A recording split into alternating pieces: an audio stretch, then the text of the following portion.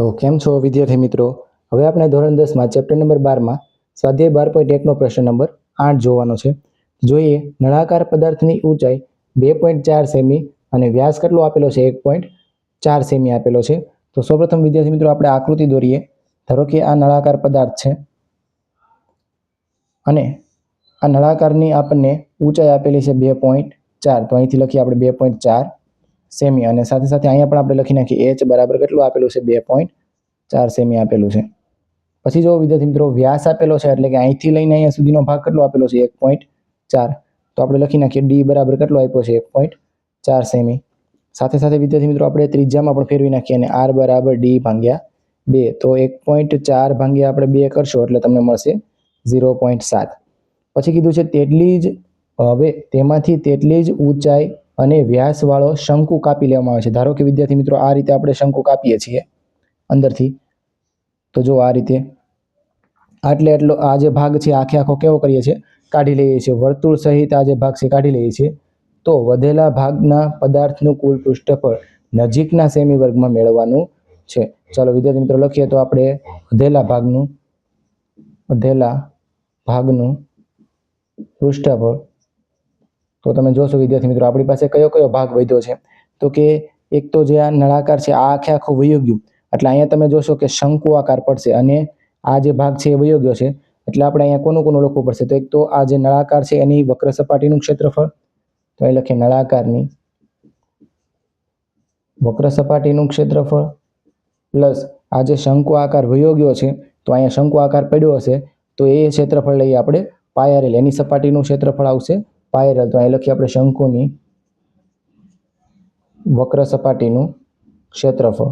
એવી રીતે વિદ્યાર્થી મિત્રો તમે જોશો કે આ ભાગ તો ઉપરનો સહિત વયો ગયેલો છે પણ આ એક નીચેનો જે વૈધો છે એ આપણે ગણતરીમાં લેવાનો છે. તો અહીં લખીએ વર્તુળનું ક્ષેત્રફળ. ચાલો વિદ્યાર્થી મિત્રો હવે આપણે લખીએ નળાકાર. આ બરાબર છે, હું આ સાઈડથી લખું છું એટલે વ્યવસ્થિત સમાય જાય. નળાકારની વક્ર સપાટીનું ક્ષેત્રફળ આવશે 2πr h. પછી વિદ્યાર્થી મિત્રો શંકુની વક્ર સપાટીનું ક્ષેત્રફળ એ આવશે πr l અને વર્તુળનું ક્ષેત્રફળ આવશે πr વર્ગ. હવે જો વિદ્યાર્થી મિત્રો આમાં તમે જોશો કે પાઈ અને આર આપણને આરની કિંમત આપણે અહીંયા છે આપણી પાસે પણ પાઈની કિંમત આપણે આપેલ નથી તો આપણે 22/7 લઈ લેશું. એ પહેલાં વિદ્યાર્થી મિત્રો તમે અહીંથી જોશો કે 2π આમાં પાઈ આર અને પાઈ આર સામાન્ય નીકળશે. તો પાઈ આર છે બધામાંથી સામાન્ય કાઢી લઈએ. તો પહેલા પદમાં તમે જોશો કે 2 વધશે અને h વધશે. પછી બીજા પદમાં તમે જોશો l વધશે અને ત્રીજા પદમાં પાઈ આર વર્ગ છે એમાંથી એક આર વયો ગયો એટલે કેટલા વધશે 1 આર વધશે. હવે વિદ્યાર્થી મિત્રો આપણી પાસે l છે નહીં તો ત્રાસી ઊંચાઈ આપણે શું કરવી પડશે મેળવવી પડશે. તો હું અહીંયા ત્રાસી ઊંચાઈ મેળવું છું. તો આપણને ખ્યાલ છે ત્રાસી ઊંચાઈનું સૂત્ર l વર્ગ બરાબર વર્ગમૂળમાં r વર્ગ વત્તા h વર્ગ અને આપણી પાસે આ બંનેની કિંમત છે વિદ્યાર્થી મિત્રો કેટલી છે r ની કિંમત આપણી પાસે 0.7 નો વર્ગ છે અને h ઊંચાઈ આપણી પાસે છે 2.4 નો વર્ગ. જો વિદ્યાર્થી મિત્રો અહીંયા ગણતરી કરું છું અને સીધો પછી આપણે એનો ડાયરેક્ટ જવાબ લખશું. હવે 7 નો વર્ગ કરો એટલે કેટલો આવશે 0.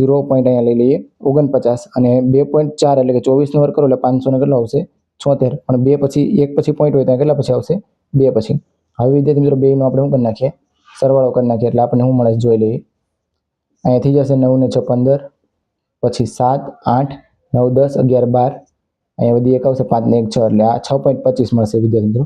તો 6.25 છે એ વર્ગમૂળમાં મળશે. તો અહીંયા હું લખું છું કેટલું મળ્યું છે આપણને વર્ગમૂળમાં 6.25 પણ આનું વર્ગમૂળ કાઢીએ એટલે આપણને કેટલું મળશે 25 નો વર્ગ છે એટલે કેટલું લખાય અહીંયા 2.5 અને શેમાં મેળવ્યું છે વિદ્યાર્થી મિત્રો આપણને સેમીમાં. તો હવે આપણે જે ત્રિજ્યા છે તિર્યક ઊંચાઈ છે આપણે કેટલી લખશું 2.5. ચાલો વિદ્યાર્થી મિત્રો હવે આગળ વધીએ. તો વધારાનું છે હું કાઢી નાખું છું આ બધું. ચાલો વિદ્યાર્થી મિત્રો આપણી પાસે 22/7 છે પાઈની કિંમત લેવાની છે. પછી આર છે આપણી પાસે છે 0.7 એને આપણે લખીએ 7/10 લખી નાખીએ. પછી અંદર લખીએ 2 કૌંસમાં ઊંચાઈ તમે જોશો 2.4 છે તો અહીં લખીએ આપણે 2.4.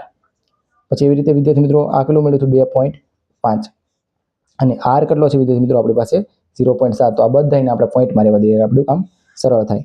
તો અહીંથી તમે જોશો કે આ 7 ને આ 7 ઉડી જશે તો અહીંયા મળશે 22/10 એને એમને રહેવા દઈએ. હવે આ વિદ્યાર્થી મિત્રો જુઓ તમે અહીંયા 24 સીધા કરીએ એટલે કેટલા આવશે 48 એટલે 4.8 થશે, પછી 2.5 થશે અને 0.7 થશે. બધા એનું આપણે શું કરી નાખીએ સરવાળો કરી નાખીએ 4.8 2.5 અને 0.7. હવે જોશો અહીંયા આ થશે 15, આ 2 15 ને 5 કેટલા થઈ જશે 20, 0 આવશે અહીંયા કેટલા આવશે 2, 4 ને 2 6 8 એટલે કેટલું મળશે 8.0. પણ વિદ્યાર્થી મિત્રો આપણે છે એ પોઈન્ટ પછીના આંકડાનું કામ નથી, એટલે અહીંયા તમે લખશો એટલે 22/10 અથવા તો તમે જુઓ તો આપણે અહીંયા કેટલું મળ્યું છે 8.0. તો આને 8 ભાંગી આપણે કેટલું કરી શકીએ, જો પોઈન્ટ પછીનું કંઈ કામ નથી એટલે સીધું 8 વડે ગુણાકાર લઈ લઈએ તો આપણને જો આને ગુણાકાર કરો હવે અહીંયા સીધો 8 દુ 16 નો છગડો વધી આવશે 1, 8 દુ 16 ને કેટલા થઈ જશે 17 અને 1 પછી પોઈન્ટ છે ખસેડી દો એટલે આ રીતે છે આપણને 17.6 મળશે. પણ વિદ્યાર્થી મિત્રો આપણને કેવું કીધું છે નજીકના સેમીના વર્ગમાં મેળવવાનું છે, તો આનું નજીકનું કોણ થશે, જો પોઈન્ટ પછીનો આંકડો 5 કરતાં મોટો હોય તો આપણે નજીકનો આંકડો છે એ કયો લઈ શકીએ વિદ્યાર્થી મિત્રો, એમાં આપણે આ પોઈન્ટ પછીનો આંકડો 5 કરતાં મોટો હોય તો આગળનો આંકડો હોય છે એ શું થઈ જાય છે વધી જાય છે, 17 છે તો કેટલો થઈ જશે 18. આ થયું એનું નજીકનું કિંમત સેમી વર્ગ. ચલો વિદ્યાર્થી મિત્રો આ તમારો પ્રશ્ન અહીંયા પૂરો થાય છે. હવે પ્રશ્ન નંબર આપણે 9 જોઈએ. ચાલો વિદ્યાર્થી મિત્રો હવે આપણે આગળ વધીએ. 9મા પ્રશ્નમાં આપેલા આકૃતિમાં દર્શાવ્યા પ્રમાણે લાકડાના નળાકારમાંથી બંને બાજુએથી અર્ધગોલક કાઢી અને એક લાકડાનો શો પીસ છે બનાવ્યો છે. જો નળાકારની ઊંચાઈ છે આપણને આપેલી છે વિદ્યાર્થી મિત્રો, આ ઊંચાઈ કેટલી આપેલી છે 10 સેમી. તો અહીં લખી નાખીએ h બરાબર કેટલું આપેલું છે 10 સેમી હોય અને પાયાની ત્રિજ્યા આપેલી છે તો r બરાબર આપણે લખી નાખીએ 3.5 સેમી આપેલું હોય તો શો પીસનું કુલ પૃષ્ઠફળ મેળવો. ચાલો વિદ્યાર્થી મિત્રો અહીં લખીએ આપણે શો પીસનું કુલ પૃષ્ઠફળ એટલે જે પૃષ્ઠફળ એટલે કે વક્ર સપાટીનું ક્ષેત્રફળ. તો તમે જોશો એક તો આપણી પાસે કયો છે નળાકાર છે તો એ લખીએ નળાકારની વક્ર સપાટીનું ક્ષેત્રફળ પ્લસ હવે જો વિદ્યાર્થી મિત્રો અહીંયા આપણી પાસે બે અર્ધગોલક કાઢી લેવામાં આવે છે, તો અર્ધગોલક કાઢી લેવામાં આવે છે આપણે પ્રશ્નમાં કીધું છે કાઢી અને એક લાકડાનું શોપીસ બનાવ્યું છે, તો આ જે ભાગ પડ્યો છે એ કેવો પડશે અર્ધવર્તુળાકાર અર્ધગોલક ટાઈપ. તો કેટલા છે આપણી પાસે એવા 2 છે તો અહીં લખીએ 2 કૌંસમાં અર્ધગોલકની વક્ર સપાટીનું ક્ષેત્રફળ. ચલો વિદ્યાર્થી મિત્રો વારાફરતી આપણે 2 નું લખી નાખીએ. નળાકારનું આવશે 2πr h અને વિદ્યાર્થી મિત્રો 2 ગુણ્યા અર્ધગોલકનું કેટલું આવશે તો કે 2 જો આપણે અહીંયા આવશે 2πr 2πr વર્ગ આવશે. ચાલો વિદ્યાર્થી મિત્રો તમે નજર કરો બેયમાં તમે તો બેયમાં 2 સામાન્ય છે, પાઈ સામાન્ય છે, પછી r એક વખત નીકળે એમ છે, હવે h નીકળશે નહીં કારણ કે h છે નહીં તો અહીંયા શું વધશે h વધશે, 2πr તો 12 એવું. હવે વિદ્યાર્થી મિત્રો અહીંયા 2 એક વખત 12 આવ્યો તો હવે શું વધશે અહીંયા એક વખત 2 વધશે અને બીજું શું વધશે r વધશે. ચાલો હવે વિદ્યાર્થી મિત્રો ગણતરી કરી નાખ્યાની પાઈની કિંમત છે એ તમને પ્રશ્નમાં આપેલી નથી તો આપણે સીધા 22/7 લઈ લેવાના અને ત્રિજ્યા વિદ્યાર્થી મિત્રો કેટલી આપેલી છે તો અહીં લખીએ આપણે 35/કેટલા કરી નાખીએ 10.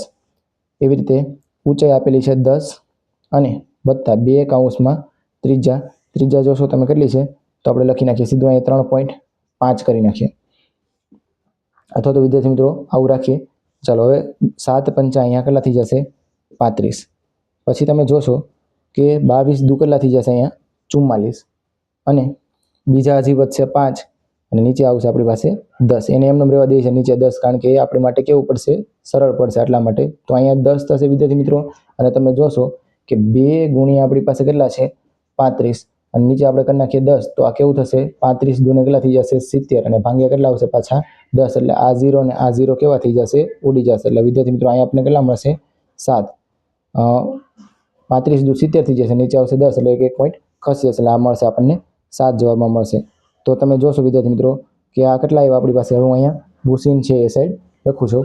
તો હવે જો હાલો વિદ્યાર્થી મિત્રો હવે આપણે આગળ વધીએ તો હું આ સાઈડ છે આપણો જવાબ છે એ પૂરો કરું છું. હવે જો આ સાઈડ 44 છે આપણી પાસે, અહીંયા ગુણ્યા 5 આવ્યા અને 10 ને 7 કેટલા થઈ જશે 17 તો એ ગુણાકારમાં લખી નાખીએ 17 ને નીચે કેટલા આવશે 10. તો તમે જોશો કે 17 પંચા કેટલા થઈ જશે 85 અને ગુણ્યા કેટલા કરી નાખીએ 85 એટલે આપણો જવાબ આવી જશે. ચલો અહીં ગુણાકાર સામાન્ય કરી નાખીએ એટલે કામ અહીંયા આપણો પ્રશ્નનો જવાબ આવી જાય. 4 પંચા 20 ને શૂન્ય વધી આવશે 2, 4 અઠા 32, 33 34 હવે જો વિદ્યાર્થી મિત્રો 4 પંચા 20 આવશે અને ફરી વખત 2 આવશે અને 8 ચોક 32 4 અઠ્ઠા 32 33 34 એટલે આવું મળશે આપણે વિદ્યાર્થી મિત્રો 0 4 3 ને 4 7 અને કેટલા આવશે આમ એટલે 337 40 3740 અથવા તો 3740. હવે જો વિદ્યાર્થી મિત્રો અહીંયા આવશે 37 40 અને નીચે આવશે આપણી પાસે હજી 10 છે તો 0 0 ઉડાડી દઈએ તો આપણે જવાબ કેટલો આવશે 374 સેમી વર્ગ. ચાલો વિદ્યાર્થી મિત્રો અહીંયા આપણો પ્રશ્ન પૂરો થાય છે. હવે પછીનો લેક્ચરમાં આપણે છે ઉદાહરણમાં આગળ વધીશું.